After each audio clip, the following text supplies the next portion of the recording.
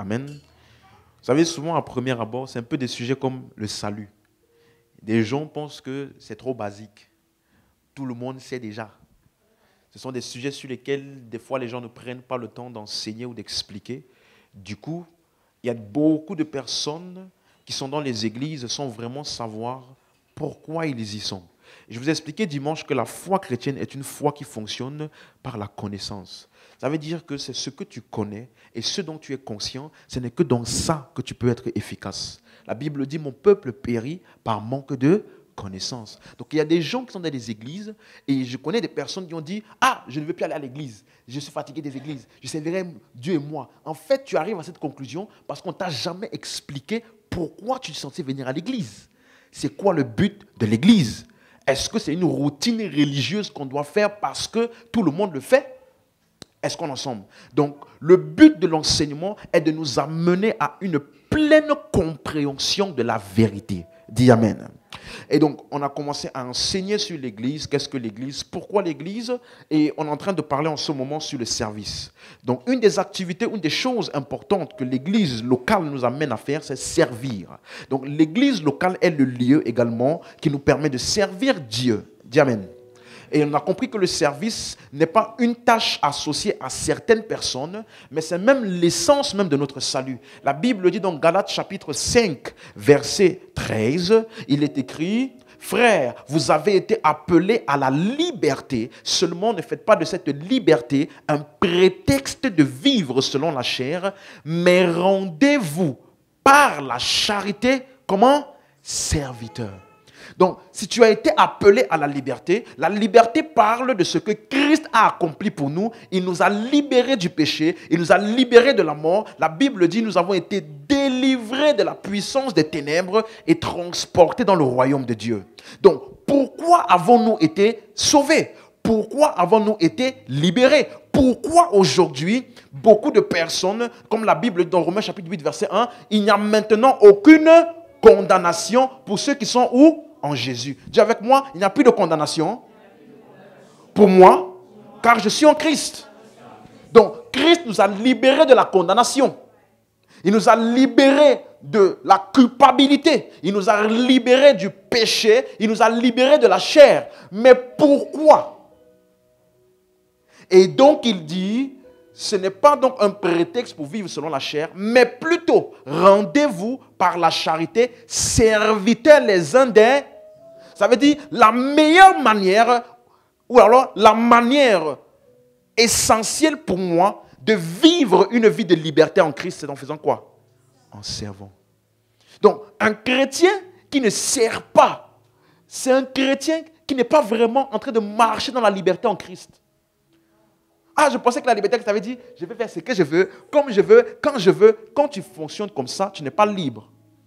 Parce que tu es encore animé par l'ego. Tu vis, comme l'apôtre Paul dit, selon les convoitises. Quelqu'un avec moi? Mais la véritable liberté, c'est lorsque tu comprends que ta vie ne compte plus que pour toi seul, mais elle compte pour servir aux autres. Est-ce qu'on est ensemble? Et donc, on a vu que nous avons été sauvés, rachetés, affranchis pour servir. J'aimerais que tu dises encore ça. Dis avec moi, j'ai été sauvé, racheté, affranchi pour servir. Amen. Donc ta vraie vie est exprimée quand tu sers. Ton salut trouve expression à travers toi dans le service. Et on a vu qu'est-ce que ça veut dire donc servir. On a vu deux choses. Servir veut dire être disponible. J'aime souvent prendre cet exemple. Je dis, vous voyez, aujourd'hui là, j'ai quoi dans la main? Est-ce que vous savez que ce micro, il est toujours disponible pour moi? Il ne donne jamais d'excuses, à moins que les piles soient finies. Mais il est toujours... Donc ce micro sert. Donc ça veut dire quoi servir? Ça veut dire se rendre disponible. Deuxièmement, pour être utilisé. Gloire à Dieu. Et donc, les quelques activités que nous avons vues donc, de service dans l'église, on a vu la première activité, c'est quoi? L'évangélisation. Donc je sers Dieu lorsque je dédie mon temps, mon énergie, mes finances, ou bien tout ce que j'ai en tout cas, pour le salut des âmes. Parce que je suis conscient que j'ai été sauvé, et c'est une grâce qui m'a été faite, mais le salut que j'ai reçu ou l'œuvre de Jésus-Christ pour me sauver n'était pas que pour moi seul. Il y a encore d'autres personnes qui ont besoin d'être sauvées. Donc, je sers Dieu lorsque je me dédie à l'évangélisation. Voilà pourquoi avant, la dernière instruction de Jésus à ses disciples, c'est quoi? Allez, faites de toutes les nations des disciples. Donc, comment peux-tu dire, comme certains disent souvent, oh Seigneur, tu sais que je t'aime. Oh, je t'aime. À part toi, oh vraiment, quand je pense à toi, Seigneur. Vous savez, Jésus a demandé à Pierre, est-ce que tu m'aimes? Pierre a dit, oui, Seigneur, quelle question. C'est évident, non? Jésus a dit, ce n'est pas avec la bouche qu'on dit ça. Paix mes brebis. Donc, c'est dans ton service ou alors dans la manière dont tu amènes les personnes à Christ que tu exprimes ton amour pour lui. Amen. On est ensemble jusqu'ici? Deuxième activité que nous avons vue, c'est la prière. Comme ce qu'on a fait tout à l'heure. La prière est une activité dans laquelle nous prenons notre place en Christ. Parce que désormais, comme j'ai dit, Dieu ne fait... Toutes les activités de Dieu sur la terre sont à travers son corps qui est l'Église. Donc, lorsque Dieu veut sauver, c'est par l'Église. Lorsque Dieu veut guérir, c'est par l'Église. Amen. Hein? Lorsque Dieu veut agir, c'est par l'Église. Donc, si l'Église, qui est le corps de Christ, ne prend pas conscience de sa position, alors elle ne va pas faire ce qu'elle doit faire. Et donc, Dieu sera limité dans ce qu'il veut faire. Est-ce qu'on est ensemble? Et donc, lorsque je prie, je suis en train de libérer la puissance de Dieu pour aller affecter des changements. Donc, je suis en train de coopérer avec Dieu. Quelqu'un avec moi jusqu'ici? Donc, une des manières par lesquelles je sers Dieu, c'est par la prière. Troisième activité que nous avons vue dimanche dernier, c'est donner. La Bible dit, là où il y a il y aura aussi ton. Donc, si je veux voir là où ton cœur est, j'ai juste à regarder où est-ce que tu as investi ton trésor. Vous suivez? Une chose qui n'affecte pas tes ressources matérielles n'est pas importante pour toi. Vous savez, souvent dans notre pays, mon pays d'origine, ou en Afrique en général, à cause des moyens souvent médicaux qui sont très limités, il y a des personnes, quand elles sont vivantes, vous savez, les gens ont du mal, des fois, à les aider. Ou bien une personne, même quand elle est riche, je vais prendre l'exemple, tu es riche, tu vis pour toi, tu es bien, tout ça là. Et donc, tu as du mal à donner aux gens. Hein? Mais le jour où ta mère, ou quelqu'un, ou bien toi-même, tu atteins d'une condition grave, j'ai vu des personnes vendre des terrains pour une opération. Hein? Pour que la vie de cette personne soit comment? Préservée. C'est-à-dire que quand quelque chose est important pour toi, tu vas mettre tes ressources matérielles pour ça. Tu es avec moi? Donc, c'est pour te montrer que si le service de Dieu est aussi important pour toi, tes finances ou tes ressources matérielles, ils seront impliqués. N'écoutez pas les gens qui vous font croire, ah non, on n'a pas besoin de donner. Non. Suis-moi. J'ai expliqué qu'il y a des enseignements ou même des églises qui ont altéré, déformé la pratique de donner. En donnant des enseignements montrant aux gens, si tu donnes, Dieu va te bénir. Ou bien si tu ne donnes pas, tu seras maudit, ta vie ne va pas avancer. Donc on a transformé ça comme un évangile de transaction. Donne comme ça, Dieu va te bénir comme ça. Ça, c'est totalement erroné. OK? Le message de la grâce de Christ, ce n'est pas toi qui donnes, c'est lui qui s'est donné. Donc l'évangile, ce n'est pas donne à Dieu pour qu'il voie. Ou le salut, ce n'est pas donne ta vie à Jésus. Tu n'as rien à donner à Jésus pour le salut. C'est lui qui s'est donné pour toi. Et donc tu reçois ce qu'il a rendu disponible. Tu es avec moi?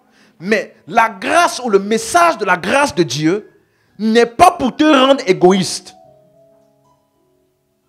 Mais bien au contraire, ça te montre ce que Jésus a fait pour toi et comment toi, en retour, tu vas le servir en servant les autres. Donc, moi aujourd'hui, quand je donne, ce n'est pas pour être béni, mais c'est parce que j'ai estimé la grande bénédiction que j'ai eue d'être sauvé en lui. Je donne en réaction à son amour pour moi, pas pour qu'il puisse m'aimer ou m'approuver. Vous avez compris? Donc, la véritable manière de donner, c'est pour ça que dimanche, j'ai bien pris le temps d'expliquer les motivations. Parce que tu peux venir donner ici, mais tu n'es pas le service. Ce n'est pas un service parce que tu donnes à toi-même. Si on te dit, donne 10 000 euros, tu auras 100 000 euros le mois prochain. Parce que la Bible dit, d'après leur mauvaise interprétation, tu auras au centuple. N'est-ce pas? Donc, quand tu viens donner tes 10 000 là, tu donnes pour servir Dieu ou bien avec la visualisation du retour sur investissement. Donc, tu donnes à quoi? À ta propre convoitise, pas à Dieu. Et j'ai connu des personnes comme ça, ils sont capables de vider leur compte bancaire pour venir donner parce qu'on leur a promis des richesses. Mais le jour où on leur explique, donner à l'église, je peux parler? Donner à l'église ne te rend pas riche. Deuxièmement, donner à l'église ne change rien à ton niveau de bénédiction. Parce que Dieu en Christ t'a béni avant que tu ne saches donner. Tu n'étais même pas encore né quand il a offert sa vie pour toi. Donc, ce n'est pas ce que tu vas faire aujourd'hui qui va faire que maintenant Dieu il va dire, ah, non, ma fille là, elle a fait une offrande. Hey, laisse-moi envoyer une bénédiction sur elle. Si Dieu fait ça, il n'est pas Dieu. Parce qu'il a réagi. Dieu ne réagit jamais. Réagir, ça veut dire tu as vu quelque chose que tu n'avais pas prévu. Et donc tu as agi en conséquence. Donc si Dieu réagit, c'est parce qu'il ne sait pas tout. Or, Dieu sait tout en avance. Donc tes offrandes, ça ne change rien à la bénédiction de Dieu. Il fait tomber sa pluie sur les bons et sur les méchants. Hein? Donc sa bénédiction ne regarde pas ton offrande. Au contraire, ton offrande est le résultat de la compréhension de sa bénédiction infinie pour toi. Est-ce qu'on est ensemble? Donc, c'est bien important de comprendre que le message de la grâce est pourtant te délivrer de cette perception de Dieu comme d'un Dieu transactionnel. J'ai expliqué, Dieu est un père. Est-ce que toi, tu payes à ton enfant? Ton enfant doit te payer pour que tu fasses quelque chose pour lui? Ah, mon enfant, tu veux quoi? Ah, papa, amène-moi à Disneyland. Tu as combien? Tu fais ça? Moi, j'ai besoin d'aller à l'école. Tu as combien? Est-ce que tu fais ça? Non. Mais comment? On dit si méchant comme vous êtes, vous savez donner de bonnes choses à vos méchants comme vous êtes. À combien plus forte raison le Père Céleste? Donc, si toi, tu ne peux pas faire ça à ton enfant, comment peux-tu imaginer que Dieu peut faire ça? Ah non, ta vie n'a pas avancé parce que tu n'as pas donné une bonne dîme le mois passé. Voilà pourquoi le dévoreur est venu pour bloquer tes finances. Ça là, on t'a blagué. Tu me suis? Parce que les plus grands riches millionnaires là, ils ne donnent pas la dîme. Hein? Ils ne donnent pas la... Est-ce que ton patron qui te paye chaque mois là, il donne la dîme?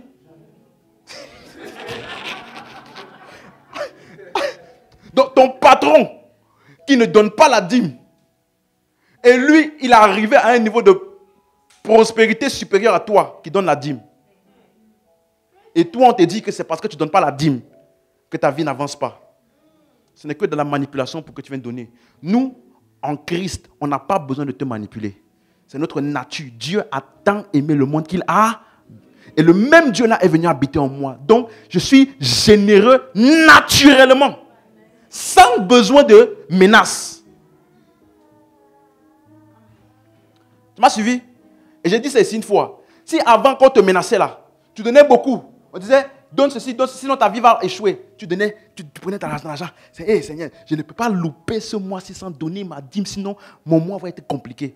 Si quand tu es venu ici, on t'a maintenant expliqué que la dîme ou pas dîme, ça ne change rien à la manière dont Dieu te voit. Si dès qu'on te dit ça maintenant, tu n'arrives plus à donner. Tu sais quoi? En fait, ça montre que depuis que tu donnais là, c'était pour toi-même. Parce que dès le moment où ce n'est plus pour ton bénéfice à toi, tu as du mal à donner, c'est parce que tu es égoïste. Me suivez? Nous donnons parce que nous sommes conscients de son amour en nous pour les autres. Et nous sommes naturellement généreux. Dis à ton voisin, je suis naturellement généreux. Ça fait partie de ma nature en Christ. Alléluia. Amen.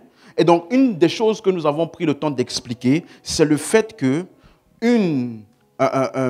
on a vu des exemples bibliques et des instructions des apôtres qui disaient, maintenant suis-moi bien, que donner donc doit être fait de manière planifiée, pas de manière spontanée.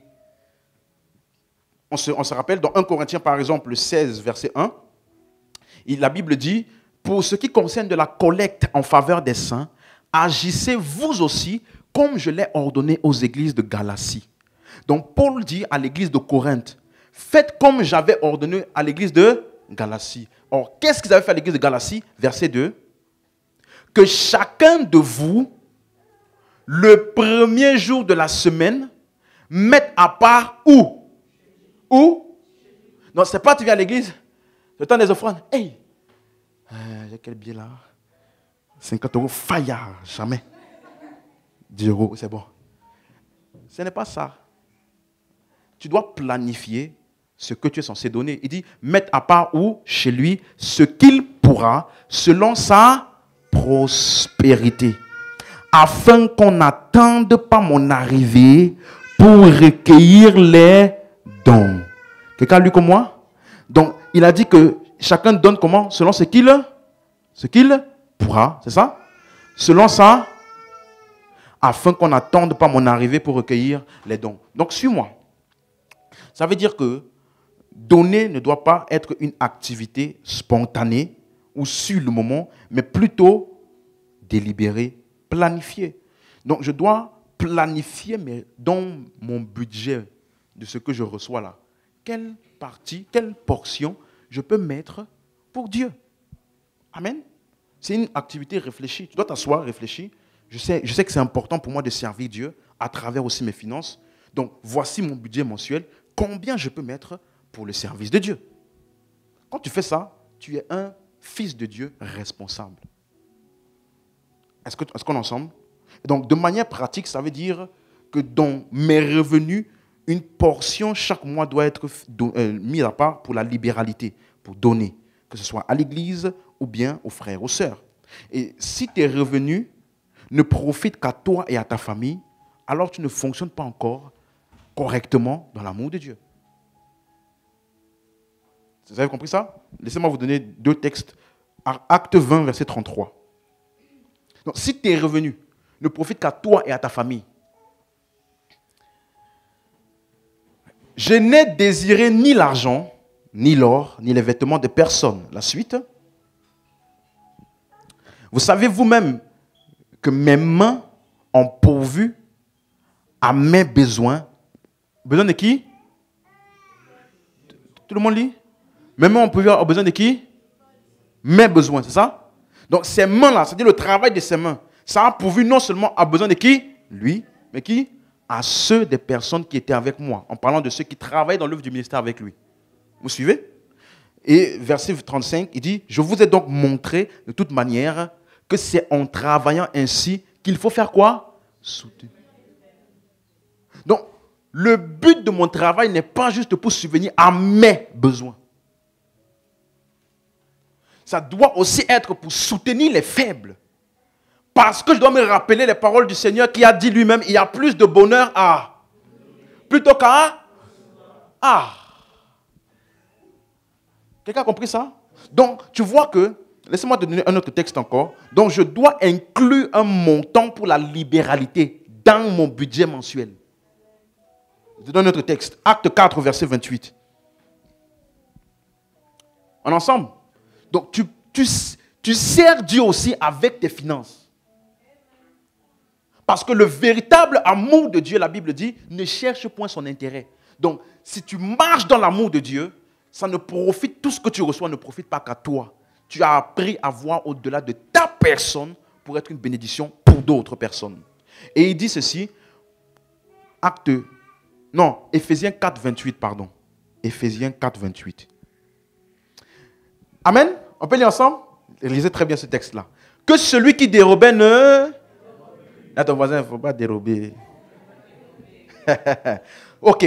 Donc, quelle est la solution pour quelqu'un qui dérobe? Généralement, les gens dérobent, bon, ça dépend, mais en général, les gens dérobent parce qu'ils n'en ont pas. Ok? Mais donc, pour avoir là, ok? Pour ne pas que tu vois la chose de quelqu'un, tu as envie de prendre. Hein? Si tu as assez d'argent pour acheter ça toi-même, tu ne vas pas voler, n'est-ce pas? C'est ce qu'il dit. Mais, donc, que celui qui dérobe ne dérobait plus, qui dérobait, pardon, ne dérobe plus, mais plutôt qu'il fasse quoi? En faisant de ses mains ce qui est pour, je dis ça fort, pour, donc la solution biblique, écoute-moi bien, pour avoir là, il faut faire quoi? Donc, il n'a pas dit donne à l'église, et puis Dieu va multiplier en retour dans ton compte bancaire. Pour avoir là, tu dois travailler. Donc, quand tu donnes à l'église là, en fait, ça diminue ton argent. En ensemble, ça c'est la vérité biblique. Donc, quand je donne, ça a diminué ce qu'il y avait dans mon compte. Mais je le fais avec plaisir parce que j'ai surpassé l'égoïsme et je marche dans l'amour de Dieu. Car Jésus-Christ, la Bible dit, il a quitté sa position de confort étant égal à Dieu pour venir sur la terre sauver les hommes. Donc moi aussi dans ma position de plénitude, d'abondance, je laisse une partie pour bénéficier aux autres. En ensemble? Donc, mais plutôt qu'il fasse quoi? Qu'il travaille.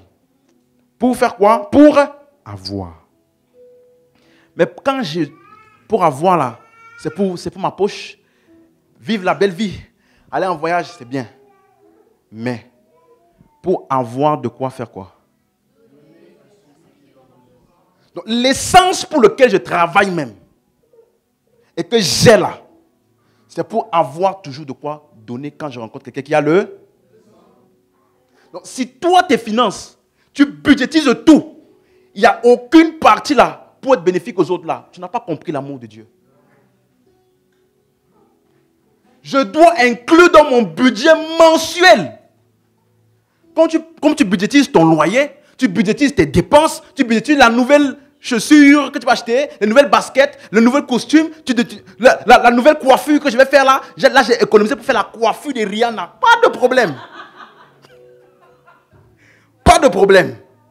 Mais inclus aussi quoi? La libéralité.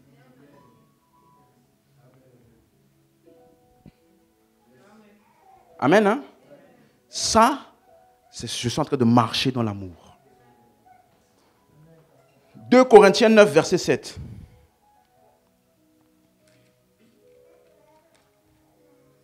« 2 Corinthiens 9, verset 7. Que chacun donne comme il a résolu en son, sans tristesse ni contrainte, car Dieu aime celui qui donne avec. Donc quand je donne avec quoi? Joie, sans contrainte. Contrainte, dis avec moi sans contrainte. Donc, dès que quelqu'un t'enseigne, il te donne un enseignement, et puis tu commences à sentir que vous qui n'avez pas donné là, vous devez donner. Parce que si je ne donne pas, dévorateur va bloquer ta vie. Ou bien, si je ne donne pas, je vois 400 personnes dans la salle. Dieu est en train de me montrer clairement dans mon esprit.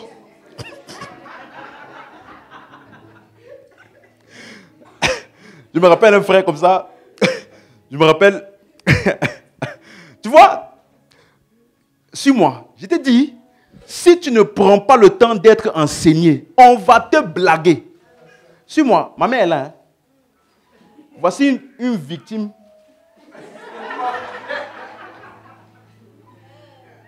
Tu me suis? Tu me suis? Je me rappelle une fois, on nous avait donné, on m'avait envoyé l'argent de ma scolarité. Je suis arrivé à l'église. Le pasteur a dit, vous connaissez l'histoire de Gédéon? Il a dit Gédéon, il a pris le veau de son père. Ce n'était pas son veau. C'était le veau de son père. Et il est parti donner ça de nuit. Il est parti sacrifier ça de nuit pour ne pas que son père sache. Donc, et quand il a fait ça, Dieu a béni la ville à travers Gédéon. Ils ont gagné. Donc, peu importe ton veau, là. Ton veau, ça peut être tes économies. Ton veau, ça peut être même l'argent que ton père t'a envoyé. Directement, j'ai envie dans ma... Directement dans ma tête, j'ai dit, hey!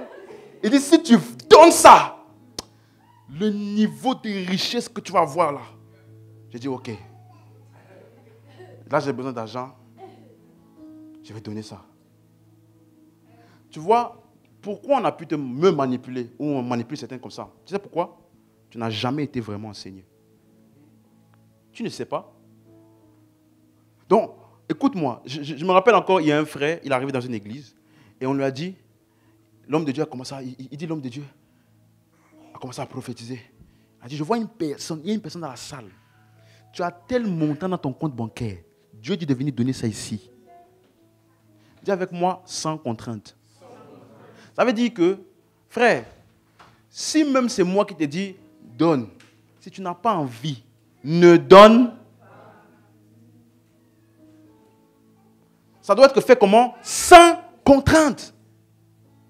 On n'a pas besoin de manipuler 4-5 versets bibliques comme ça. On tourne ça comme ça pour que finalement, tu viennes donner. On n'a pas besoin de faire ça pour un enfant de Dieu. Parce que l'enfant de Dieu a la nature de Dieu en lui. Donc, quand je donne avec sans tristesse ni contrainte. Car Dieu aime celui qui donne avec quoi? Maintenant, regardez la suite. Verset 8. Et Dieu peut vous combler de toutes sortes de grâces. Donc, quand Dieu te comble de grâce là, hein, suivez maintenant bien, en sorte que, possédant toujours en toutes choses, de quoi satisfaire à quoi? Donc, quand Dieu te comble de grâce, tu vas avoir. Pour satisfaire à qui? À quoi? Mais ce n'est pas tout. Vous ayez quoi? La suite. Vous ayez quoi? Pour faire quoi? Tu vois que dans la mentalité de Dieu, lorsqu'un homme a, ce n'est pas que pour satisfaire à ses besoins. C'est aussi pour avoir, afin de donner. Donc si toi, ton budget, tous tes revenus mensuels, mon travail, ça vient, ma voiture, mon loyer, mes dépenses, mais ceci, mais cela. Oh Seigneur, tu comprends. Tu n'as pas encore compris l'amour de Dieu. Ou alors, tu ne marches pas encore dans l'amour de Dieu. Tu dois de manière pratique budgétiser ou alors planifier des choses pour donner. Amen. Et ça, on n'a pas besoin de te manipuler. Est-ce que je te manipule? Je ne te manipule pas. Il te dit, tu dois donner. Ça fait partie de notre nature en Christ. Amen. Nous vivons au-delà de nous-mêmes. Nous ne vivons plus pour le moi. Alléluia. Et donc, on a vu 4 ou 3 types de personnes pour les choses pour lesquelles nous donnons. Nous donnons aux ministres de l'évangile, c'est-à-dire ceux qui nous ministrent ou qui ont ministré les choses spirituelles, c'est-à-dire pour la croissance par l'enseignement de la parole. Donc, les personnes que Dieu a assignées sur nos vies pour nous enseigner, pour nous bâtir spirituellement, pour nous amener à la croissance spirituelle. Voici le premier type de personnes auxquelles nous donnons. Nous donnons également pour répondre aux besoins de l'église locale. On se rappelle, j'ai expliqué ça. Et troisièmement, nous donnons aux croyants, aux frères, aux sœurs qui sont dans le besoin et qui sont pauvres. On a vu ça dans le livre des Actes des Apôtres. Certains vendaient leur terrain pour les besoins des frères et des sœurs, pour qu'ils puissent avoir de quoi satisfaire à leurs besoins. Est-ce qu'on est ensemble jusqu'ici? Donc, ça veut dire que quand je planifie mon budget, je dois planifier une portion. Et dans la portion que j'ai planifiée pour Dieu là, je dois planifier même plusieurs portions. Telle portion, c'est pour l'église, et telle autre portion, c'est pour les différents besoins pour un frère ou une sœur qui peut émerger. De telle sorte que, si jamais un frère ou une situation vient que je dois aider un frère, je sais déjà combien je peux participer. Suivez? Donc je peux planifier, voici ce que je vais donner à l'église, puisque l'église a des besoins mensuels, la salle, les différentes choses qu'on doit payer dans la salle. En tant que membre responsable, j'y participe. Mais il y a aussi des frères et sœurs dans l'église qui peuvent avoir des besoins ou que Dieu peut me mettre à cœur de donner une certaine somme à quelqu'un. Donc, dans mon budget mensuel, puisque je suis conscient que ce n'est pas que pour moi, amen, je planifie pour la libéralité. Ça veut dire que tu marches vraiment selon Christ. C'est clair? Donc, on n'a pas besoin de te manipuler.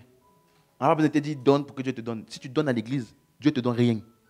ce que tu donnes à l'église, là, c'est parce que tu as pris conscience de ce que Dieu t'a donné.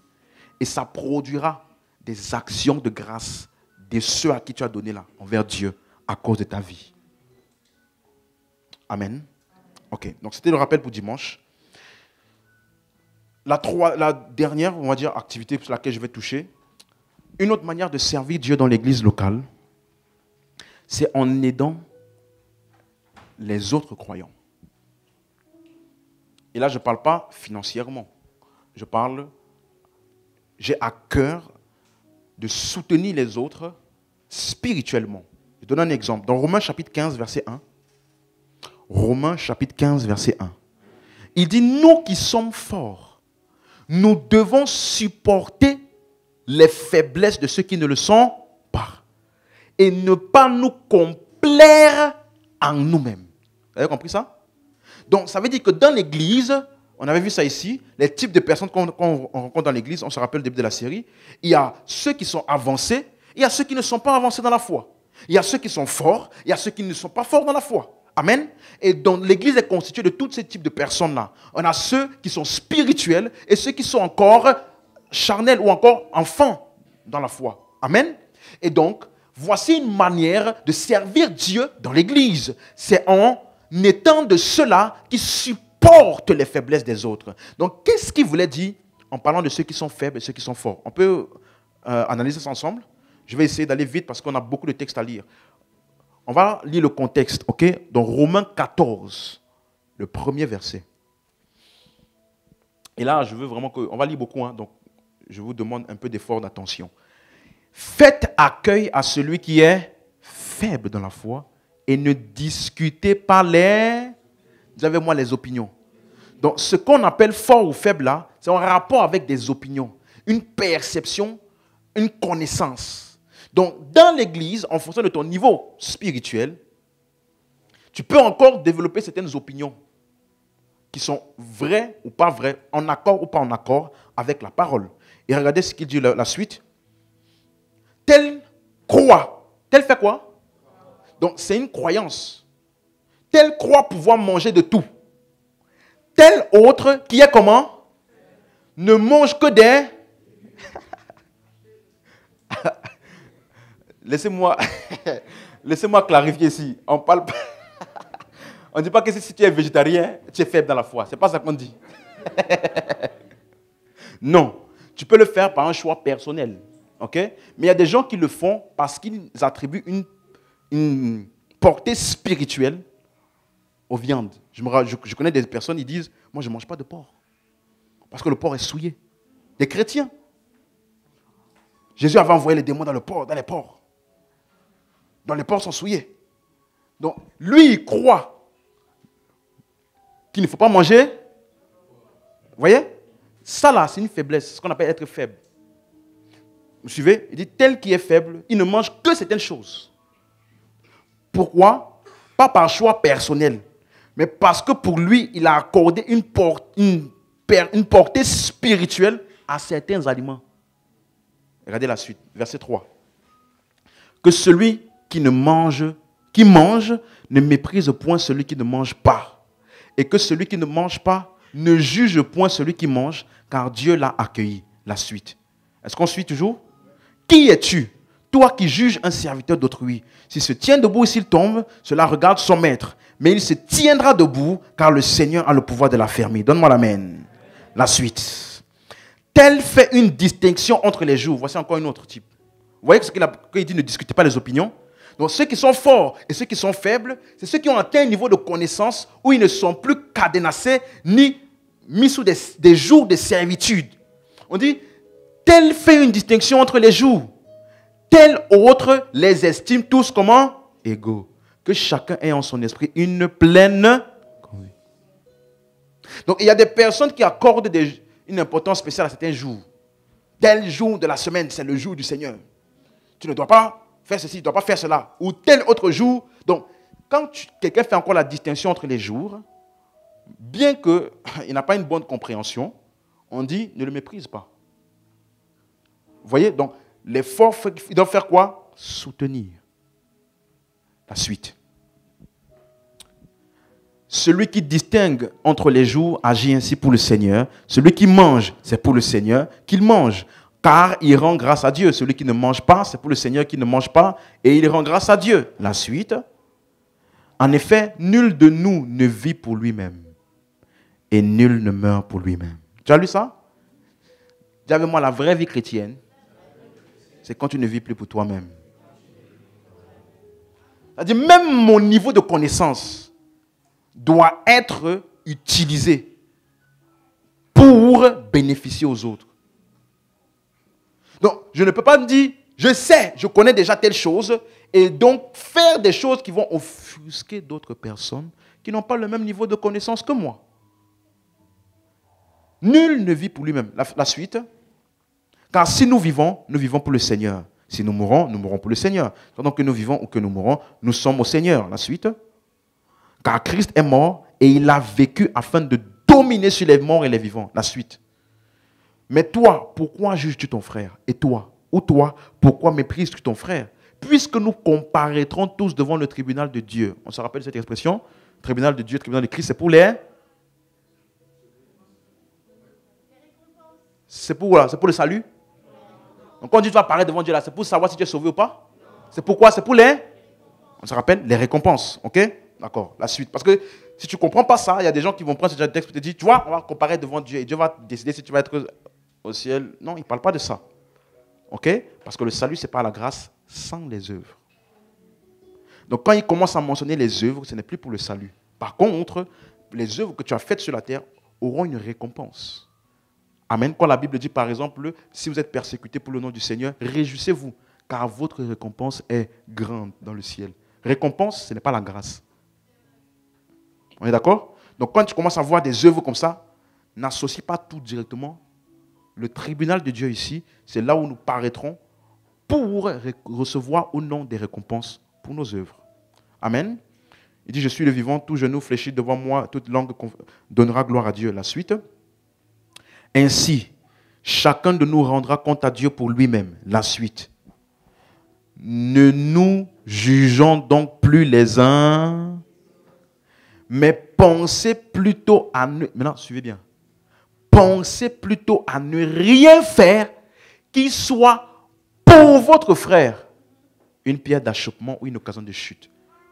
Voici le leçon de tout ce qu'il explique. Même si tu as une connaissance élevée, assure-toi que ce que tu connais ne va pas te faire faire des choses qui vont amener l'autre à une occasion de chute. La suite. Je sais et je suis persuadé par le Seigneur Jésus. Vous voyez, regardez ce qu'il dit. Je sais et je suis persuadé par le Seigneur Jésus que quoi? Donc, mange pas. Tel jour de la semaine, tel autre jour. Rien n'est impur. Ok? Et qu'une chose n'est impure que pour celui qui la croit comment? Donc, c'est ça qui te dit qu'il y a des faibles. Ils ont encore une croyance. Ils te disent, ah non, on a pris mon nom. On est parti mettre dans tel endroit. On a fait des trucs avec ça. Hé, prie pour moi, homme de Dieu. Tu vois, tu trembles parce que tu as encore une croyance en toi. Que ça là, ça peut te faire quelque chose. Amen. On va arriver dessus. Verset 15. Mais si, maintenant suis bien, si pour un aliment, ton frère comment? Tu ne marches plus selon l'amour. Ça veut dire que tu es avec un frère et lui, dans sa compréhension, il a encore une compréhension selon laquelle certains aliments ne sont pas purs. Toi, tu sais que rien n'est impur en soi. Mais comme tu es avec lui, ne viens pas manger exactement ce que lui considère comme impur là pour l'offusquer. C'est ce qu'il est en train de dire. Donc l'amour est supérieur à la connaissance. L'amour est supérieur à la connaissance. Il y a des choses que je sais que je ne ferai pas par amour. Vous avez compris? Donc, c'est important de comprendre ça. La suite. Que votre privilège ne soit pas un sujet de... C'est clair maintenant? Donc, il parlait de ceux qui sont forts ou faibles dans la foi en rapport avec la connaissance, le niveau de connaissance qu'ils avaient, qui a bâti en eux des opinions sur certaines choses. Et ça, c'est en rapport avec la compréhension qu'ils avaient des Écritures. C'est pour cela que dans Romains 15, maintenant, verset 1, il parle des Écritures. Il dit, nous qui sommes forts, supportons les faiblesses de ceux qui ne le sont pas et ne pas nous complaire en nous-mêmes. La suite, que chacun de nous complaise au prochain pour ce qui est bien en vue de l'édification. La suite, car Christ ne s'est point complu en lui-même, mais selon qu'il est écrit, les outrages de ceux qui t'insultent sont tombés sur moi. La suite, or, tout ce qui a été écrit d'avance l'a été pour notre instruction, afin que par la patience et la consolation que donnent les Écritures, nous possédions l'espérance. Donc il explique que c'est en rapport donc avec la compréhension que tu as des Écritures. Ce niveau de connaissance ou de perception ou d'opinion que tu as, c'est en fonction de la connaissance, la compréhension que tu as des Écritures. Donc le faible dans la foi ou le fort dans la foi, c'est en fonction de leur connaissance ou de leur compréhension des Écritures. Voilà pourquoi dans 1 Corinthiens 8, verset 1, j'ai dit on va lire beaucoup, c'est des textes qu'on a déjà lus, donc j'essaie d'aller un peu plus vite dessus. 1 Corinthiens 8, verset 1. Pour ce qui concerne les viandes sacrifiées aux... Qu'est-ce qu'on appelle viande sacrifiée aux idoles? Hein? Halal. Ça veut dire quoi? Sacrifié à Allah. Ok. Donc, en gros, ce sont des viandes qui sont passées par des rituels, c'est ça? Pour lesquels on a fait certains rituels avec. Ok? Donc, Paul dit, pour ce qui concerne les viandes sacrifiées aux idoles. Donc, ça existait déjà à l'époque de Paul. Ok? Il dit, nous savons que nous avons tous là. Donc, la connaissance enfle, mais la charité édifie, ou l'amour édifie. Donc, bien que tu as la connaissance, quelle connaissance? La suite.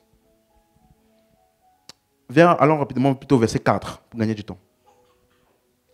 Pour ce qui est donc de manger des viandes sacrifiées aux idoles, nous savons, dis avec moi, nous savons,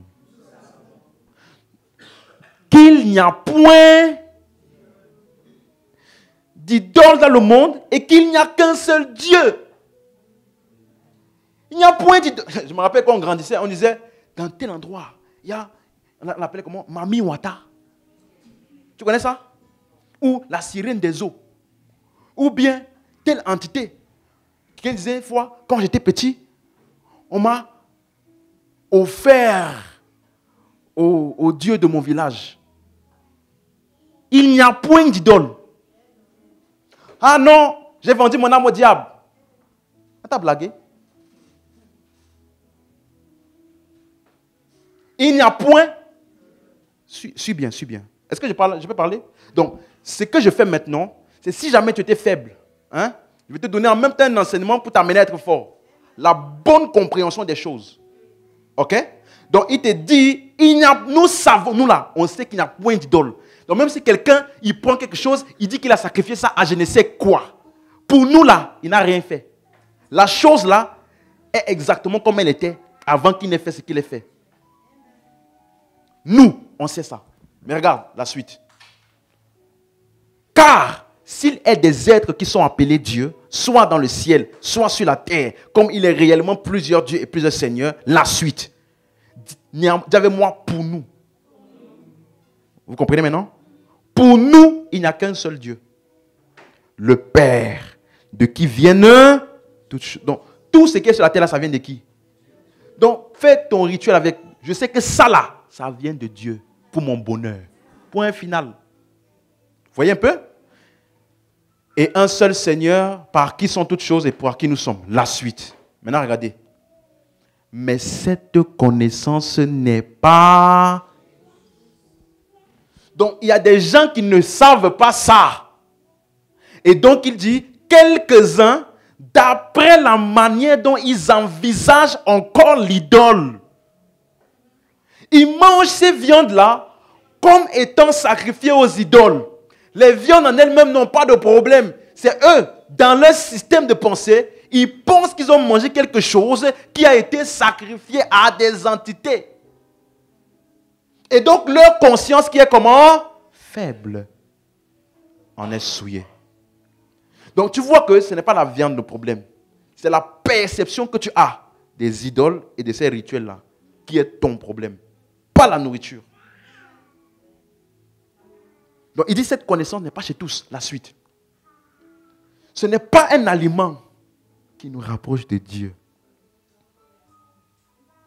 T'as lu ça? Ce n'est pas un... Donc il n'y a rien que je mange qui me rapproche de Dieu ou qui m'éloigne de Dieu. Hein? Donc il n'y a rien que tu vas manger. Oh, j'ai mangé ça. Oh, quand j'ai mangé ça là, je me suis senti libre. On t'a blagué. Rien que tu manges ne t'approche de Dieu. Rien. Même si tu as donné ça à l'église. Rien. Aucun aliment ne peut me rapprocher de Dieu. Par contre, regardez ce qu'il dit. Si nous en mangeons, nous n'avons... Quoi? Si nous n'en mangeons pas, nous n'avons... Donc, aucun aliment n'a... Ce qu'il me dit ici là, aucun aliment n'a un impact spirituel. C'est ce qu'il veut dire. Donc, si tu manges, alléluia. Si tu aimes ça, mange. Si tu n'aimes pas, ne mange pas. Par contre, n'ajoute pas une portée spirituelle à ça. C'est ce qu'il est en train de dire. Est-ce qu'on est ensemble? La suite. Prenez garde toutefois que votre liberté. Donc quand tu as la connaissance, tu es comment? Tu vois, non? On ne peut plus te blaguer ou bien on ne peut plus t'amener sur la servitude avec des jours, des nourritures ou même des heures. On te dit, tu dois prier à certains types d'heures dans la journée pour que le ciel soit ouvert. Ce n'est pas vrai. Quelqu'un ensemble, on est ensemble. Donc, quand tu as la bonne connaissance, tu es comment? Libre. Tu peux servir Dieu en toute liberté. Maintenant, il dit, par contre, toi qui es libre là, parce que tu as la connaissance, que cette liberté ne devienne pas une pierre. Pour qui? Les faibles, c'est qui? Ceux qui n'ont pas la... Jamais suivi. Donc, je ne dois pas faire de ma connaissance et de ma liberté une pierre d'achoppement de celui qui n'a pas la même connaissance que moi. Vous me suivez? La suite. Car si quelqu'un te voit, ce verset, il m'a toujours plu. On dit, si, regardez l'exemple que Paul donne. Si quelqu'un te voit, toi qui as la connaissance, il précise bien, toi qui as quoi? Donc, si tu n'as pas la connaissance, il ne faut pas faire ça. Il dit, si quelqu'un te voit, toi qui as la connaissance, assis à table, où? Dans le temple où ils font le... Toi, tu es assis là-bas. Tu attends la nourriture. Oui, ils font leur rituel après, ils mangent ça, n'est-ce pas? Toi, tu es avec eux. À table, avec eux. Mangeant avec eux. Ce qu'ils ont sacrifié à leurs idoles. On dit si quelqu'un qui n'a pas la même connaissance que toi te voit, toi qui as la connaissance, et que sa conscience à lui qui est comment? Faible, ne le portera-t-elle pas à manger des viandes sacrifiées aux... Vous comprenez ce que ça veut dire? Ça veut dire qu'il va t'imiter, mais pas avec la même compréhension que toi. Il va se dire, on peut être en Christ et aller servir d'autres idoles. Parce que manger des viandes sacrifiées aux idoles, pour lui, dans sa tête, ça veut dire servir d'autres idoles. Donc, il va faire la même chose que toi, mais sans la connaissance. Et lui, sa conscience sera souillée. Tu vois? Mais c'est toi qui as la connaissance, tu sais qu'il n'y a rien. Quand ils finissent de faire leur rituel là, faites vite, il faut me donner, j'ai faim. Et puis tu manges. Quand tu finis de manger là, tu rends grâce à Dieu, merci Seigneur pour ce repas qui vient de toi. Eux, ils ont fait ça à qui? À l'heure. Moi, je sais qu'il y a un seul Dieu, de qui viennent toutes choses. Donc moi, je mange ça comme étant ce qui vient de Dieu. Amen. Donc, bien aimé, je profite pour te dire ça. Si quelqu'un t'a un jour menacé, quelqu'un t'a fait croire qu'on t'a vendu, livré aux idoles, ou qu'on t'a donné une nourriture qui était envoûtée. Si tu as découvert que la nourriture est envoûtée, et qu'il n'y a pas un frère ou une soeur à côté qui est faible, qu'est-ce que tu fais?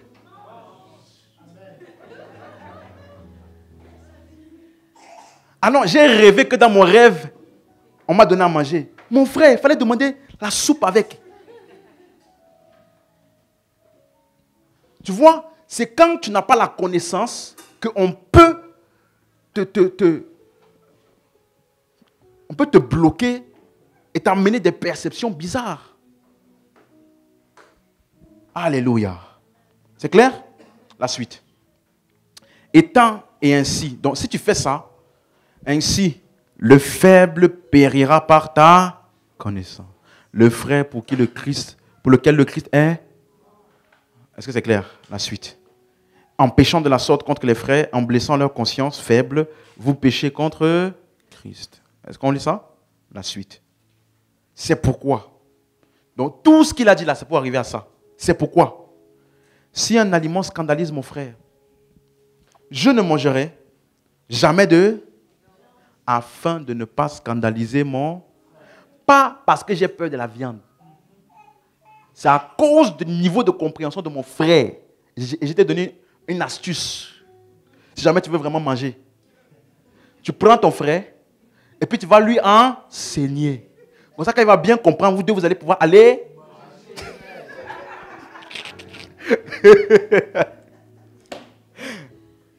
Amen. Hein?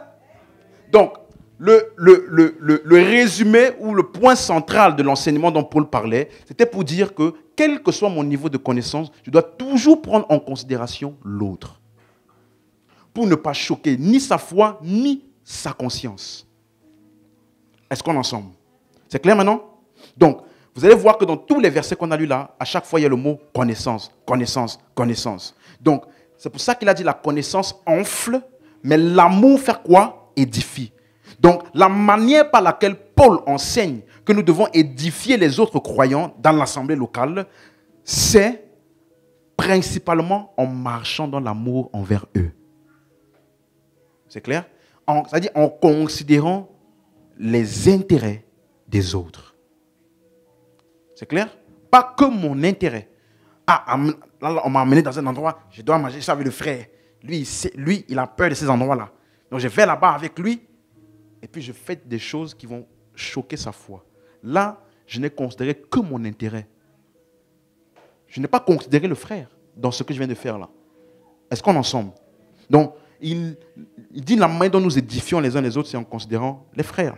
Et donc, voilà pourquoi dans 1 Corinthiens 13, verset 4, il parle de l'amour. L'amour est patient, plein de bonté, n'est point envieux, ne se vante point, ne s'enfle point d'orgueil. La suite, ne fait rien de malhonnête, ne cherche point son intérêt. Elle ne cherche point son intérêt.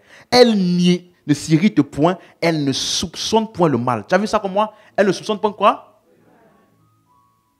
C'est ça, c'est l'amour. On veut te salir ta perception de quelqu'un. Tu n'arrives pas à avaler ça. Parce que l'amour de Dieu en toi ne soupçonne pas le mal. D'autres appellent ça le discernement. Ce n'est pas le discernement. Tu vois le mal en tout le monde. Lui là, à chaque fois que je m'approche de lui, je sens que ça là, c'est toi, ce sont tes traumatismes passés, soit ce sont tes expériences avec les gens, tu commences maintenant à voir le diable dans tout le monde. Ce n'est pas le discernement. L'amour ne soupçonne pas le mal. C'est-à-dire jusqu'à preuve du contraire, il est innocent. Jusqu'à preuve du contraire, je choisis, même si tout le monde veut me montrer que lui là, il n'est pas une bonne personne, je choisis de voir le bien en lui jusqu'à ce que j'ai la preuve claire et irréfutable qu'il y a le mal là. Est-ce que c'est clair pour quelqu'un ici? Donc, l'amour ne marche pas dans la méfiance. Mais ça ne veut pas dire que tu ne dois pas faire attention. L'amour ne marche pas dans la méfiance, mais ça ne veut pas dire que tu ne dois pas faire attention. Faire attention, ça veut dire quoi? Être observateur. S'il y a des signes ou des choses qui montrent qu'il faut faire attention, regarde. C'est ça que vous avez compris ce que je veux dire maintenant? Mais ce n'est pas, tu vois tout le monde là, comme on a déjà dit, on ne sait jamais. Les hommes sont mauvais. L'être humain, il est ingrat. L'être humain, il est mauvais. Moi, je n'aime pas les hommes, je n'aime pas les humains. Et pourquoi tu n'aimes pas les hommes? Toi, tu travailles où? Avec qui tu fais? Ça ensemble. Donc, développe cette attitude-là. Vois le bien dans les gens. Vois le bien dans les choses. Même si on va t'appeler naïf. C'est une naïveté qui vient de l'amour de Dieu. C'est ça qui a poussé Jésus même sur la croix. A dit quoi? Pardonne-le. Pourquoi? Il ne faut pas quoi? Toi, tu penses qu'ils ne savaient pas?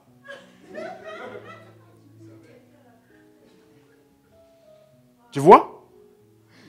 Il dit, malgré que c'est clair pour tout le monde qui sont venus pour moi pour me faire du mal, je choisis de voir qu'ils font ça là parce qu'ils ne...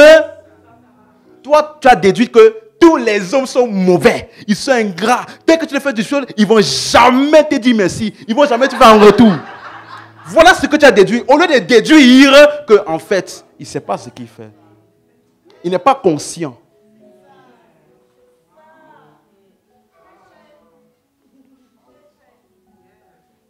L'amour ne soupçonne pas le mal. Amen, hein? C'est comme ça que tu marches dans l'amour.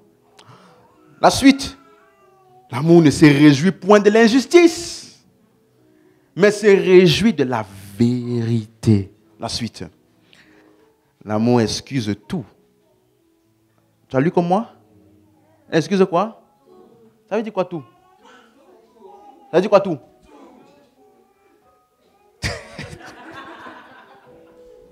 Tu vois, ça c'est déjà de prédication où tu sens que dans le cœur de certains là, tout.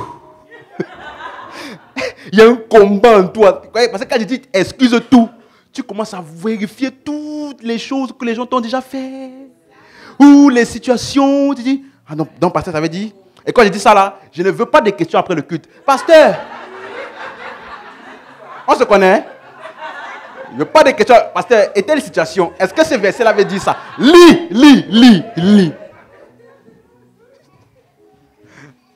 Est-ce qu'on est ensemble?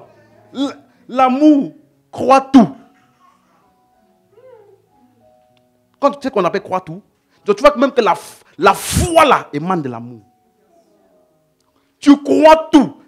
Quelqu'un peut venir auprès de toi avec une apparence qui ne ressemble à rien, mais tu arrives à voir un futur glorieux en lui. Amen, hein? L'amour croit tout. L'amour espère tout. Hey. L'amour fait quoi? Supporte.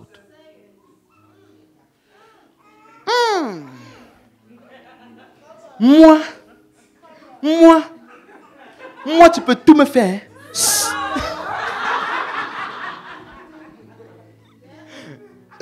Je me rappelle, je parlais avec une soeur comme ça, elle me parlait comme ça. Moi, pasteur, moi, je suis une bonne personne. Moi, je ne cherche pas les problèmes. Moi, j'essaye de considérer tout le monde. Mais quand on me fait ça, je ne peux pas. Je peux pas. Je suis désolé, pasteur. Moi, je te dis déjà, s'il me fait ça, pasteur, ça me fait ça là. Je te promets déjà, pasteur, ça me fait ça là. Moi, je te dis.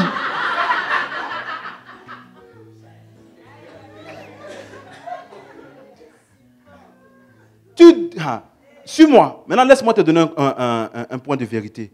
Ici, là, écoute-moi bien. On n'est pas en train de te dire quelque chose que tu dois essayer de faire. Tout ce qui te dit là, c'est ce que tu es. Toi qui me regardes là, tu supportes tout. Toi là, tu pardonnes tout.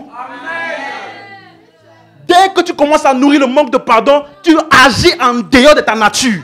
C'est comme un homme qui commence à vouloir fonctionner comme un animal. On doit te dire, réveille-toi, tu es un humain.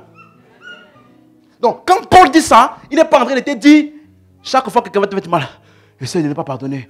Non.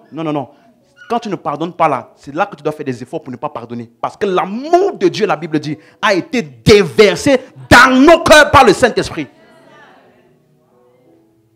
Donc, tu n'essayes pas de faire ça. Au contraire, même lorsque ça te fait mal, commence à dire ce que tu es. Je pardonne tout. J'excuse tout. Je supporte tout.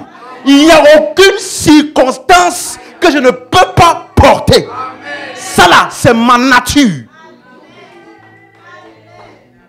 Au lieu de confesser les sentiments que ça te fait sentir, confesse ton identité en Christ. Alléluia. Est-ce qu'on est ensemble? Donc, regardez pourquoi je te dis tout ça là. Paul est en train de nous montrer comment nous pouvons être une source d'édification pour les autres à travers la marche dans l'amour. Supporte les faiblesses des autres. Celui-là qui ne marche pas encore dans l'amour comme toi. Regardez, Galates chapitre 6, verset 1. Regardez ce qu'il dit. Frère, si un homme vient à être surpris en quelque faute, vous qui êtes comment? Vous qui êtes comment? Ok, donc, quelle est la caractéristique de quelqu'un de spirituel?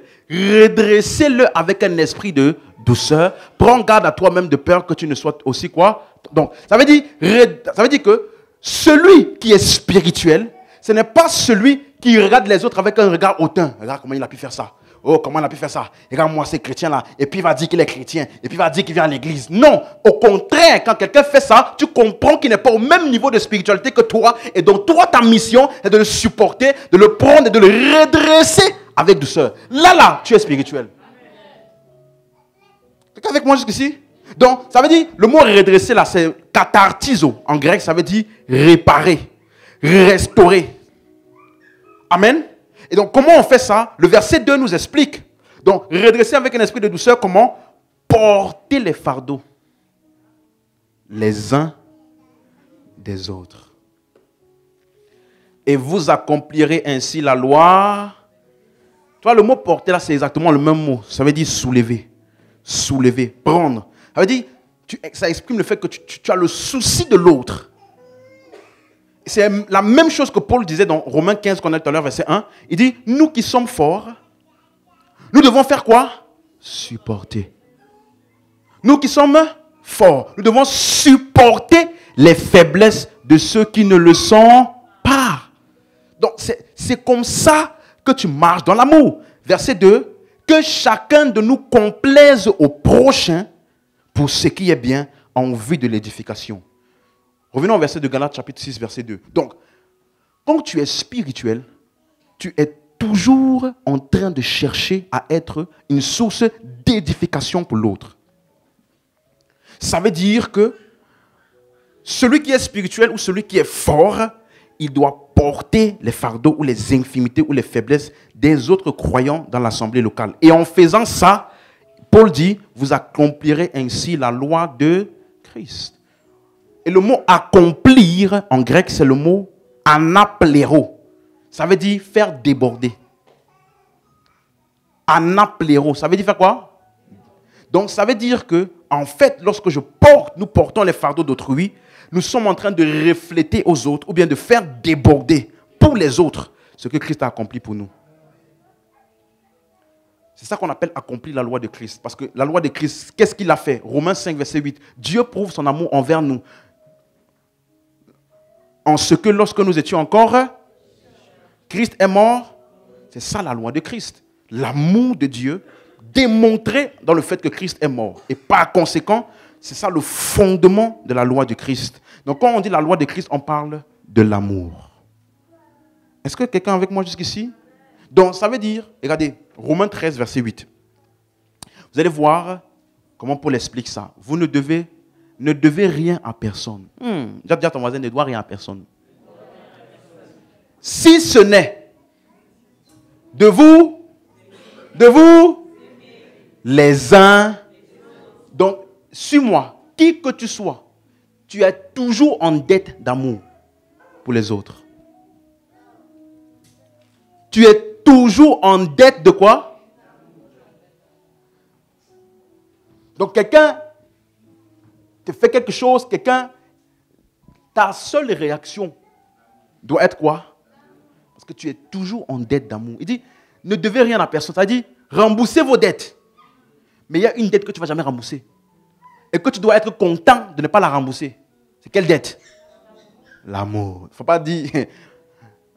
Le pasteur a dit, il y a des dettes qu'on doit être content de ne pas rembourser. La seule dette que tu dois être content de ne pas avoir à rembourser, ne pas avoir déjà remboursé totalement, c'est quoi? La dette. Donc ne dois rien à personne, si ce n'est de l'aimer. Ça, c'est la dette que nous avons tous, les uns envers les autres.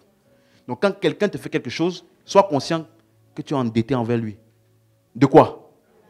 L'amour. Tu dois aimer. Or, l'amour est quoi? Patient. L'amour est quoi?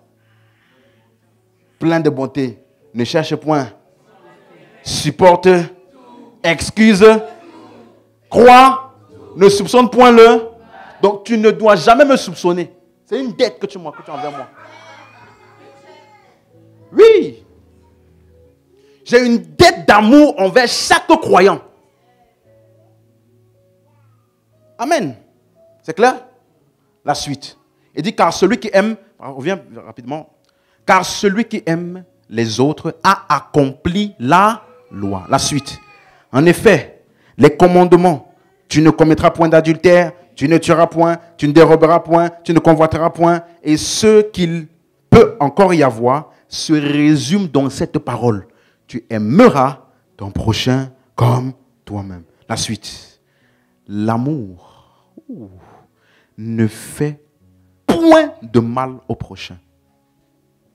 Voici la définition, pour moi, la plus claire de l'amour. Ça veut dire, si ce que je fais peut avoir un impact négatif sur l'autre, je choisis de ne pas le faire. Vous me suivez? Si beaucoup de personnes comprenaient ça, il n'y aurait jamais des clans, des divisions, des jalousies dans les églises, jamais. Tu me suis? Si dans les mariages, ça régnait, il n'y aurait jamais de tromperie. Il n'y aurait jamais de discorde dans les mariages. Il n'y aurait jamais de mariage où l'un cherche forcément à avoir raison sur l'autre, où l'un cherche toujours Il y a des mariages où les deux, au lieu de devenir mari et femme, ils sont devenus adversaires. Elle dit, chacun commence à cogiter quelle est la manière par laquelle je vais faire pour piquer l'autre là. Parce que ce qu'il m'a fait là, ça m'avait piqué. Donc tu vas dormir le soir, hein, tu cogites, Seigneur, demain là, laisse-moi, donne-moi une idée que je vais piquer. L'amour ne fait point de mal. Ça règne dans nos églises. Il n'y aurait jamais de jalousie. Tu ne pourrais pas voir ton frère réussir et puis dans ton cœur, pourquoi lui et pas moi? Et quand telle personne ou telle soeur elle voulait venir d'arriver à l'église, elle s'est mariée, elle voulait montrer quoi? Regarde comment son mariage a échoué. Voilà. Elle voulait montrer quoi? Tu dis, waouh, ça existe. L'amour ne fait point de mal. L'amour est l'accomplissement de la loi. Galates 5, verset 14. La même chose. Car toute la loi est accomplie dans une seule parole. Dans celle-ci, tu aimeras ton prochain. Donc, Paul nous enseigne que la marche dans l'amour est exprimée et démontrée envers les autres croyants. Amen. Et c'est ça, cette marche dans l'amour qui constitue un moyen essentiel de porter le fardeau les uns des autres. Alléluia. Et par conséquent, dans ceux qui sont forts ou qui sont spirituels, c'est ça qui les caractérise. Ils marchent de manière consistante dans l'amour. Ça veut dire que de ces personnes-là ne sortent que des choses d'édification pour les autres. Quelqu'un qui est spirituel, ce n'est pas quelqu'un qu'on ne blesse pas. Non. Quelqu'un qui est spirituel, ce n'est pas quelqu'un qu'on n'a pas aussi trahi. Ce n'est pas quelqu'un à qui on n'a jamais fait de mal. Mais tu vas voir qu'en dépit du mal qu'on lui a fait, le mal ne sort pas de lui. La Bible dit, ne rendez point le mal pour le mal, mais surpassez le mal par le bien. Donc, ce genre de personne-là, en dépit du mal que tu peux lui faire, ce qui sort de lui n'est que le bien. Pourquoi? Il marche dans l'amour qui est notre nature en Christ. N'oublie pas ce que je t'explique là. Il ne faut pas que tu commences à écouter ce que je t'ai dit et tu commences à aller chaque jour. Seigneur, aide-moi. Et j'ai envie de le tuer, mais... Contiens-moi, Seigneur. Contiens-moi, Seigneur. Où tu appelles le frère. Parle-moi. Parce que là, je suis sur le point de faire une dinguerie. Il faut que tu me parles là. Parle-moi. Réconforte-moi. Suis-moi. Tout ce que je donne là, ce n'est pas des exemples en l'air. Hein. Ça existe. Hein? Il y a des frères. Là, j'ai besoin. Il faut que tu me parles là. Donne-moi une parole. Donne-moi quelque chose. Parce que là, je suis sur le point de faire quelque chose. Non, ça peut arriver. Mais tu dois comprendre que ta nature, Ce qui sort de toi naturellement, c'est quoi? L'amour. Sauf si tu n'es pas sauvé. Parce que être sauvé veut dire être fils de Dieu. Et être fils de Dieu veut dire la manifestation, le représentant, ou bien j'ai envie de dire la manifestation visible de Dieu sur la terre. Quand tu es sauvé, note ceci, tu es devenu une partie intégrante de la Trinité. De la même manière que Jésus disait, le Père et moi nous sommes un. La Bible nous dit aussi, à tous ceux qui l'ont reçu, elle leur a donné le pouvoir de devenir quoi aussi? Enfants de Dieu. Donc, quand Jésus parlait du Père, toi aussi tu parles du Père comme ça, parce que toi et Jésus, désormais, vous avez le même Père. Donc, quand Jésus, il marche au milieu des pharisiens, il dit, celui qui m'a vu, a vu le Père. Donc, comment tu es fils de Dieu? Toutes les personnes qui doivent te voir, doivent voir le Père à travers toi. Ils doivent savoir comment le Père aime en te voyant. Ils doivent savoir comment le Père peut tout pardonner en te voyant. Ils doivent aussi savoir comment le Père est puissant en te voyant. Vous savez, moi, je suis la représentation de Dieu sur la terre. Ouh. Alléluia.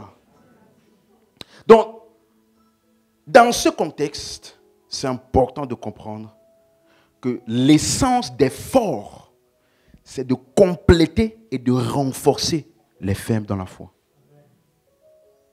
Tu dois être connu pour ça. Être toujours ce frère ou cette sœur qui a une parole pour remonter les autres. Ce frère ou cette sœur qui recherche toujours la croissance spirituelle des autres. Qui ne se complaît pas d'être à un niveau supérieur des autres et qui regarde les autres en haut comme ça. Oh, toi, tu ne pries pas comme moi.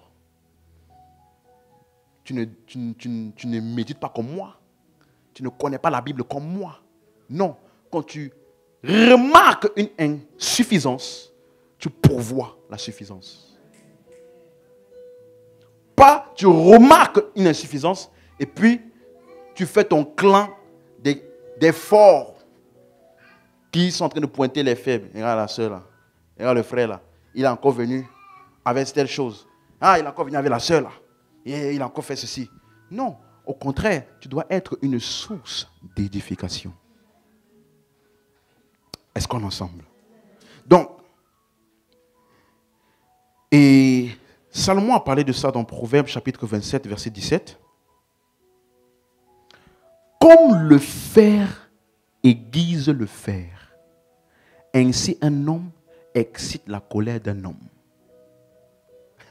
Donc, il te donne une description métaphorique de ce qui se passe lorsque deux personnes restent constamment en contact. Il y a un aiguisement qui est fait, soit dans le bon sens ou dans le mauvais sens. Est-ce que vous suivez? Et donc, c'est ça l'essence de l'Église. Parce que la Bible dit dans Éphésiens 4, verset 11, quelqu'un suit toujours? En ensemble? Regardez ce qu'il dit. Il a donné les uns comme apôtres, les autres comme prophètes, comme évangélistes, comme pasteurs et docteurs. Pourquoi y a-t-il ces offices dans l'Église? Le but des offices dans l'Église, c'est ceci, verset 12, pour le perfectionnement des saints, en vue de l'œuvre du ministère. Donc, l'Église est le lieu où tu es perfectionné, équipé. Pour faire quoi? Pour l'œuvre du ministère, suis-moi, et de l'édification du corps de... Donc, une caractéristique de quelqu'un qui est perfectionné, c'est quoi? Il va être une source de quoi? D'édification pour le corps. Tu me suis? Regardez verset 13. Jusqu'à ce que nous soyons tous parvenus à l'unité de la foi, de la connaissance du Fils de Dieu, à l'état d'homme fait, à la mesure de la stature parfaite de Christ. La suite. Afin que nous ne soyons plus des népios, des enfants, emportés, flottant à tout vent de doctrine par la tromperie des hommes, par les ruses dans les moyens de séduction. La suite. Mais que professant la vérité dans l'amour, nous croissions. Donc, lorsque tu es exposé à la vérité, ça produit quoi? La croissance. Et quand la croissance est produite, il dit, nous croissions à tous égards en celui qui est le chef. Quand les chrétiens croissent ou grandissent spirituellement, qu'est-ce qui se passe? Verset 16. C'est de lui et grâce à tous les liens de son assistance que tout le corps, bien coordonné et formant un solide assemblage, faire quoi? Tire son accroissement. Selon la force qui convient à qui? Chacune de ses parties. Donc quand les chrétiens sont en train de grandir, ils deviennent maintenant des sources par lesquelles le corps entier tire son accroissement. Il dit, tire son accroissement selon la force qui convient à qui? Chacune de ses parties. Donc chaque membre du corps de Christ a un apport à avoir pour bénéficier à tout le corps. Tu dois être conscient de ça. Alléluia. Donc la preuve de la croissance en Christ est démontrée dans l'édification des autres croyants. Pour qu'ils mûrissent dans la connaissance et dans la pratique de la vie chrétienne, et pour qu'eux aussi, à leur tour, soient activement impliqués dans l'œuvre du ministère. En termes plus basiques, lorsque tu grandis spirituellement, tu es préoccupé par l'avancement des autres. Tu me suis? Tu deviens une source d'édification. Il y a des personnes qui peuvent retracer leur avancée spirituelle à toi, ta vie. Tu me suis? Il y a des personnes qui sont capables de dire, il y avait telle phase de ma vie où j'étais dans tel type de conditions et je ne sais pas comment tel frère a su ou comment ça s'est passé, mais ce frère s'est approché de moi et il m'a soutenu par la parole, la prière, les édifications ou même financièrement, et je peux dire que j'ai pu tenir grâce à lui. Ça, c'est quelqu'un qui a grandi. Parce qu'il devient une source de bénédiction et d'édification pour les autres. Donc, je vais finir ce soir en te disant, sois conscient que Dieu compte aussi sur toi, pas que sur le pasteur, pour que les autres puissent progresser. Tu vois une personne qui arrive à l'église, tu dois te préoccuper, pas juste le pasteur. Il faut que cette personne grandisse. Tu vois un frère, une soeur qui est là depuis longtemps, mais qui ne marche pas encore selon la volonté de Dieu comme il se doit. Ce n'est pas une occasion de critiquer. Au contraire, ça doit être non seulement ton sujet de prière, mais un but pour lequel tu dois chercher à l'aider à progresser. Les forts supportent les faiblesses des faibles. Ça, c'est ceux qui sont spirituels. Amen. On peut se lever. Dimanche, on va toujours aller sur ce thème-là parce que je n'ai pas eu le temps. On va parler également une des manières par lesquelles tu permets aux autres de progresser ou tu grandis toi-même, c'est ce qu'on appelle les compagnies. Les types de personnes qui constituent ton entourage proche. Les types de personnes qui constituent tes fréquentations. Alléluia. Mais ce soir, je veux que nous partions déjà avec cette compréhension. Je sais que Dieu a mis en moi son amour. Et c'est ma nature. N'oublie pas, suis-moi, si tu écoutes tout ce que j'ai dit depuis le début et que tu n'assimiles pas le fait que je t'ai expliqué que c'est ta nature, c'est comme si tout ce que j'ai fait là, je t'ai montré un miroir. Je t'ai montré qui tu es en vérité. Cette personne susceptible là, ce n'est pas toi. Ce n'est pas toi. Ce sont des circonstances ou bien des mauvaises circonstances qui ont réussi à te faire croire le contraire. Tu sais qu'il y a des êtres humains. J'aime souvent donner cet exemple. Je pense que vous êtes déjà habitués. Tu as déjà vu Mowgli? Mowgli? Tarzan? Il est humain ou il est animal? Il est humain, n'est-ce pas? Mais comment se comporte-t-il? Donc, son problème, c'est qu'il a besoin d'être humain ou s'il a besoin d'être rappelé qu'il est humain. Vous voyez, non? Donc, on doit lui expliquer. Tu n'es pas un animal. Arrête de marcher. Donc, on lui dit, arrête de marcher à quatre pattes et de faire ouh, ouh, ouh. On ne lui dit pas ça pour qu'il commence à essayer de dire, je vais être humain. Non, on te dit qui tu es. Donc, quand on te dit, l'amour pardonne tout, supporte tout, l'amour ne cherche pas son intérêt, ce n'est pas des choses que tu essayes de faire. C'est ce que tu es en réalité. Et c'est comme ça que je le manifeste pour les frères. Donc, une manière pour moi de servir dans l'église locale, en plus d'évangéliser, on se rappelle, en plus de prier, en plus de donner, c'est aussi en étant une source d'édification pour les autres. Et ça se fait en marchant dans l'amour, en ayant toujours à cœur l'intérêt de l'autre. Même si j'ai un niveau de connaissance élevé par rapport à certaines choses, il y a des choses que je ne ferai pas devant certains frères. Vous me suivez? Pas parce que je ne peux pas le faire, mais c'est parce que je considère l'autre et son intérêt avant le mien. Quelqu'un avec moi? Alléluia. Dis avec moi, je suis une source d'édification et de bénédiction pour les frères et sœurs. Et ainsi, je sers Dieu en servant les frères. Dis avec moi, je décide et je déclare qu'en cette année, plusieurs vont expérimenter l'édification en Christ à cause de moi. Alléluia. Élève la voix et rends grâce à Dieu.